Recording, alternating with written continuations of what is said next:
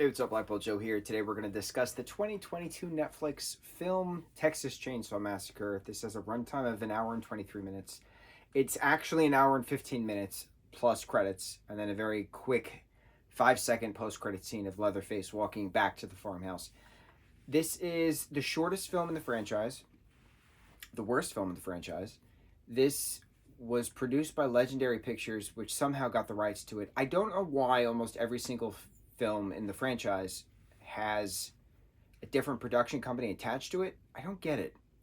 I don't know.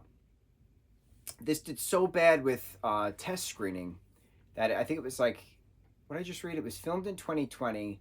It did its test screenings in 21. It planned on doing a theatrical release in 21, but it did so bad in test screenings that they were scrambling to figure out what to do with it. So Netflix bought it, and then it premiered on Netflix in 22. That's the roundabout way of how this came to be. And it's about this group of influencers. They buy this ghost town, Harlow, in Texas, and they plan to, spruce it up and get it going again, but like gentrify it, but not gentrify it. It was a weird way they explained it. But then it was a matter of, did they actually get the deeds to the properties? Did the bank actually do the correct thing? Stuff. So we start out with a little like news blurb on a TV in a gas station of like things. And Sally survived the attack August 18th, 1973, as it all comes back to August 18th, 1973. And so she was then a ranger, and then the last almost 50 years she's been on the hunt for Leatherface, right, in this area. And he has been missing and gone all this time. So it turns out he was being raised at an orphanage in Harlow, which makes absolutely no sense because Leatherface in the first film is like in his 20s, mid-20s, if we're following the timeline of events in regards to the, I'd say early 20s, in regards to the Leatherface prequel we just watched recently, explaining how Leatherface then came to be. So, like, he's in his, like, 20s, roughly, give or take. 20s or 30s, depending on what timeline you're in.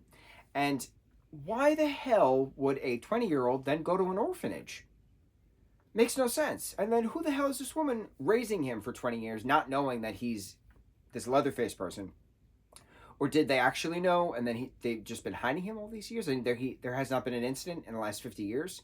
But if Leatherface was in his 20s, give or take, roughly, at the events of the 50s, then the Leatherface in this film should be the same age as Sally, roughly, because Sally is now in her 70s, if this is like 50 years later, kind of a thing, and she's, got her shotgun and her hat and taking charge and trying to save the day after Leatherface then starts killing people once the influencers come. But there's plenty of times where she doesn't shoot him, and I'm like, why are you not shooting him? Or like, why is this not happening? So many things were not believable in this. Like the whole bus attack scene makes absolutely no sense. How nobody did anything. Nothing. It was fish in a barrel. Made absolutely no sense. Literally no sense. So if that's the case in regards to the timeline, if Sally's in her 70s, Leatherface should be in his 70s then. This Leatherface was not in his 70s.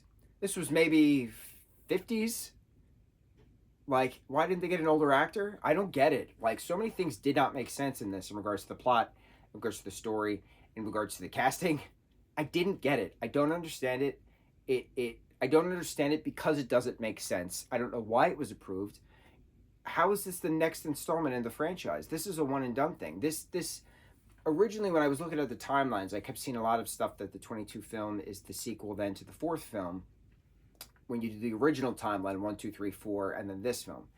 But it can't be, because in 3 or 4, it's announced that Sally passed away after being comatose or something, like catatonic. She passed away a few years after the events. So clearly that's not the same timeline then. It's a different timeline. So it all comes back to the first film, and this is yet another timeline. So we have the original timeline, 1, 2, 3, and 4. 3 and 4 is sketchy because it's Leprechaun based, of like same premise but like not the same thing. And then you have 03 and 06 film, which are wonderful. You have the 2013 film, which is a sequel to the 1974 film. Okay, fine. The 2017 film is the prequel film of that timeline. So that's 3 timelines? Am I missing something? 4 timelines? I don't know how many timelines. I don't know why there's now timelines in horror films. I don't get it.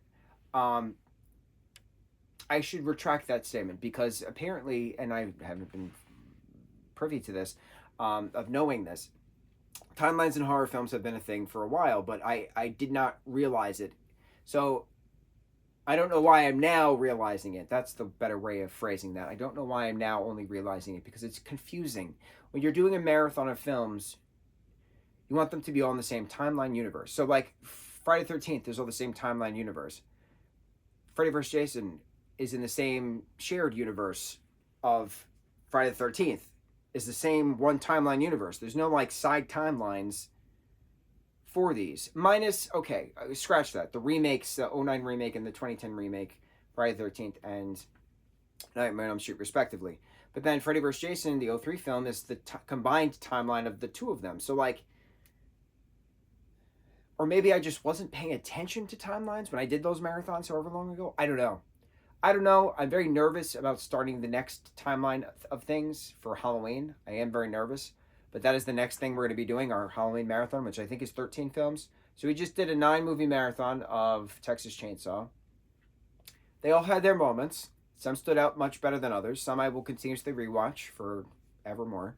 The first one, obviously, the 03, 06, 2013, and 2017 films were really good. They were really good in explaining certain things. I enjoyed their different perspectives.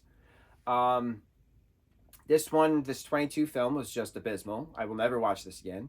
And I'm nervous for what the next one's going to be. So, Texas Chainsaw Massacre, 2022 film. Awful, awful film. Thus concludes our Texas Chainsaw Marathon reviews. Thank you, Leatherface, for joining us for this marathon of reviews. And on to the next review. Mucho mahalo.